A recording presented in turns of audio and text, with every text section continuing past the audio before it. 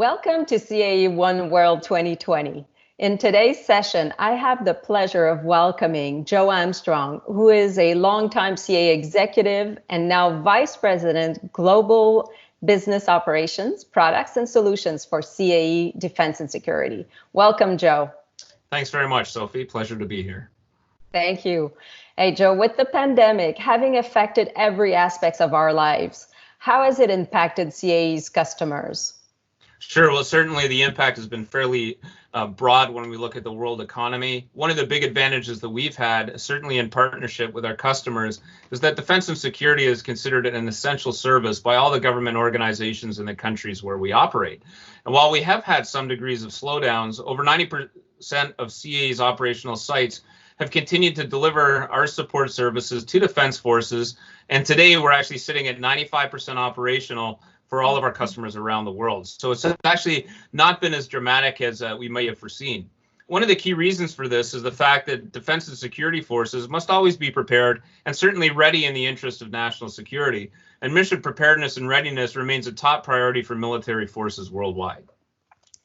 That's interesting to know. I'm sure keeping the operations going during a time where social distancing was crucial to bend the curve may have been a challenge. How did CAE manage to keep everyone safe during the pandemic? Well, certainly at CAE, we've always had health and safety as one of our number one priorities. And certainly through the pandemic, our number one priority is even more so focused on the safety of our employees and our customers at our sites around the world. And to do this, we've implemented strict safety protocols for which we've actually been recognized as an international leader. And these protocols are in place from the moment our customers or employees set foot at the training facility to the time that they leave. And upon arriving in the facility, they're asked to wear a mask, wash their hands, sign a declaration form, they get tested for their temperature, and we ask that they maximize distance with others. And the simulators themselves are actually disinfected after each session. The crews and instructors follow a strict sequence to enter the simulator to avoid physical contact with others. And before debriefing after a training session, everyone is asked to wash their hands. Of course, all the workspaces and work areas are also sanitized on a regular basis. Those are quite vigorous and excellent measures implemented by CAE to avoid the spread of virus and still manage to keep the operations going. Now, you've mentioned earlier that 90% of CAE Defense and Security were still operational during the peak of COVID-19. What were the new and maybe innovative ways CAE came up with to ensure military forces were able to continue training during the pandemic? Well, certainly, we always pride ourselves at being very agile and being able to adapt to any situation. We've had many opportunities for us to deploy some of the capabilities we've actually developed over the years, like offboard instructor operator stations. And these systems allow our instructors to manage training scenarios and monitor students' performance without actually having to be physically inside the simulator. And we can do this in a distributed fashion where one instructor could be monitoring training sessions in multiple simulators that could actually be located in different facilities anywhere in the world. So geography no longer is a restriction for us. And this brings tremendous value and flexibility to the instructors and to the trainees. We've also complete portfolio of training delivery methods and can take advantage of advancements in terms of e-learning, virtual classroom delivery, where the instructors and students can be in the safety of their home or wherever they may actually be located. Again, geography being not a boundary anymore. For example, off in Moose Jaw, Saskatchewan, we had the Royal Canadian Air Force student pilots who were grounded for a few weeks. They had to be reintegrated and reintroduced back into the training stream. And we did that by delivering remote ground school refresher training that ranges from basic to advanced procedures, navigation, and maneuvers, and skills that will be essential as they get ready to fly high-performance aircraft. Going across the seas in Brunei at the CAE Multipurpose Training Center, where we deliver emergency management training, we started delivering instructor-led virtual courses for the Brunei's National Disaster Management Center. And the center typically trains government officials, first responders, and healthcare practitioners to face emergency or crisis situations such as a pandemic. We also had a great opportunity in the US with the Joint Ballistic Missile Defense Training and Education Center, where CAE USA instructors are now delivering virtual classroom training for over 1,000 students weekly across 7 combatant commands. Before the pandemic, these courses were all delivered in class by our instructors. As well in the US, CAE is part of Space School, where almost 80 students were now trained virtually. And you have to think previously, these courses were all being delivered live in a physical classroom in person by our instructors. And now all of these courses are delivered virtually from the comfort and safety of their homes. These are great examples of how CAE and its customers came together in finding solutions to a situation that may not be temporary. I mean, we see what's going on around us. They're talking about maybe a second wave. So there's a lot of uncertainties around us.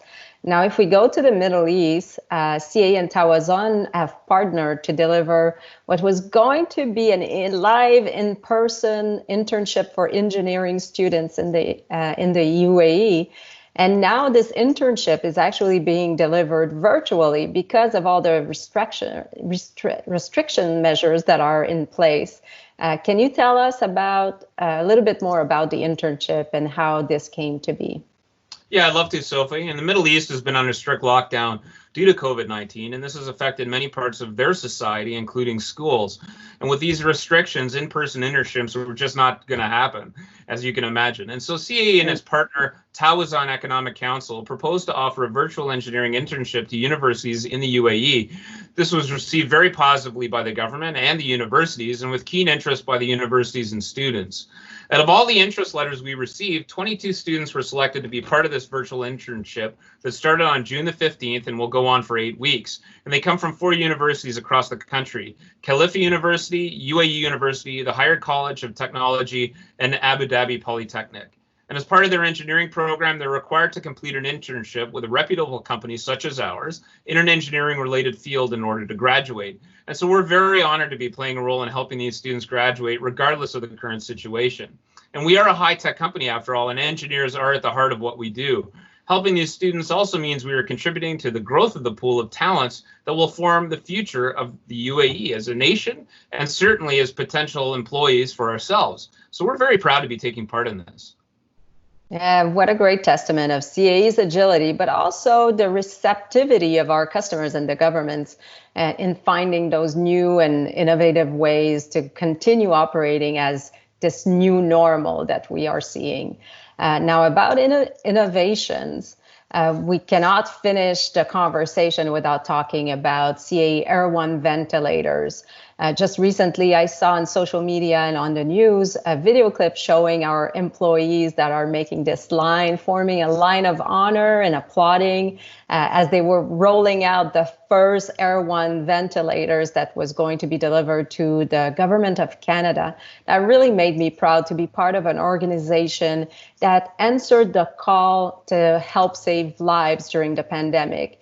Can you maybe explain a little further about CAE Air1 ventilator and how this came to be? Yeah, absolutely, Sophie. And, I'm glad you brought up that video because it was actually showing the deep connection that our employees across the board, doesn't matter what department you're in, really feel for our mission as a company, and certainly the ability for us to impact people's lives in a positive way. And in fact, if you trace right back to the beginning of that initiative, it was actually our employees who asked us to get involved as we have the capability and they wanted help. So keeping people safe is in our company's mission, and every employee is so passionate about it. So when the government asked for help, we jumped at the chance. We started to design the prototype on June the 7th, and on June the 7th, we actually received the certification by Health Canada for it. It's a life-saving CAE Air1 ventilator. And this certification validates the tremendous effort that went into the development of the ventilators. Since the beginning of the pandemic, we were the first company to receive this type of certification from Health Canada for an entirely new ventilator built from the ground up. It was created and manufactured in Canada, and we're absolutely proud that it will help save lives in the fight against COVID-19. We actually designed that system in Montreal, Canada. Over 500 of our employees across 45 departments have worked on the project so far. And just again, speaking to the testament of how deeply we all feel connected to our mission as a company. We're proud of our employees for rising to that challenge of strengthening Canada's self-sufficiency in the medical field during these unprecedented times. And it's made over 500 parts, not all fabricated by ourselves, which means we're working with over 130 Canadian suppliers and something like 40 other suppliers from around the world to bring that whole supply chain together and actually generate the economic value of bringing different suppliers as part of our team to build a system such as our ventilator. And this agility that we demonstrated by designing and having the CAE Air1 ventilator certified so quickly is a testament to the unique innovation, systems engineering strength, and advanced manufacturing capabilities that we have at CAE. And as you mentioned, Sophie, we started shipping those ventilators to the Government of Canada, and we'll ship hundreds of them every week for distribution across hospitals in the country for use in their ICUs. In total, we'll deliver over 10,000 ventilators to the government. And as you are, I can't stress it enough, I'm truly proud to be part of an organization whose mission is safety and ultimately to help save lives. Yeah, it's such a great mission. I love it. Finally, can you talk about the future? What changes to training will persist beyond COVID? You've talked about more virtual instructor-led training, perhaps instructors in centralized location delivering training remotely, AI, big data. Can you tell us a little bit more about this? Yeah, absolutely. And each one of those is near and dear to my heart. And I find it fascinating for an organization such as ourselves, where many of these concepts we've been thinking about and starting to build into our technology for many, many years. And now we start seeing them as an economy and at a global scale, really, really attracting a lot more interest. And we always take necessity as being the driver for change. And certainly these uncertain times have left CAE with a desire to push the envelope for technology and innovation. I have no doubt that we will certainly see more of e-learning, the ability to provide distance learning, virtual types of training, but also take advantage of things like cloud computing, data analytics, and AI that can be applied to the training to do things like analyze and assess pilot performance, student performance, guide self-paced training, and predict student outcomes in an ever-evolving loop. Also, we're pushing the limits of sensorial immersion, bringing the students in a state where their training experience is as close to reality as possible.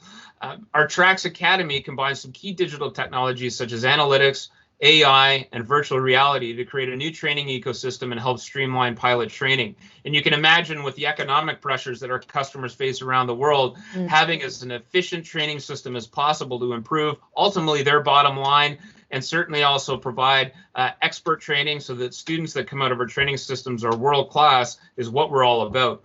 You know, I invite our guests to watch the product demonstrations throughout this series on CAE TRAX Academy, which will be delivered by Phil Perry, our Chief Technology Officer for Defense and Security, and also watch the conference presentation by Steve Davis on how TRAX Academy is transforming pilot training. These will all give you more insights into this capability.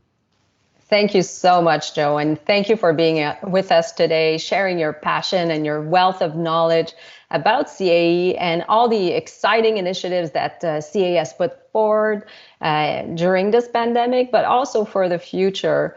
I invite all of you to taking advantage of all the product demonstrations, conference presentations showcased at CAE's first OneWorld virtual conference and trade show. Thank you, Joe. Thank you, everybody. Thanks very much, Sophie. Bye-bye.